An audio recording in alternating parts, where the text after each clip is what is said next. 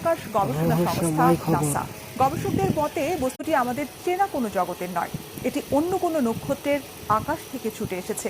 বলা হচ্ছে আগামী কয়েক মাসের মধ্যে এটি সূর্যের পাশ দিয়ে অতিক্রম করবে।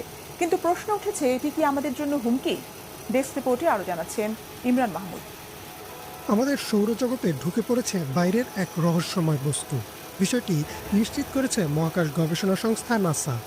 এই অজানা বস্তুটির নামকরণ করা হয়েছে কমেট 3I অ্যাটলাস।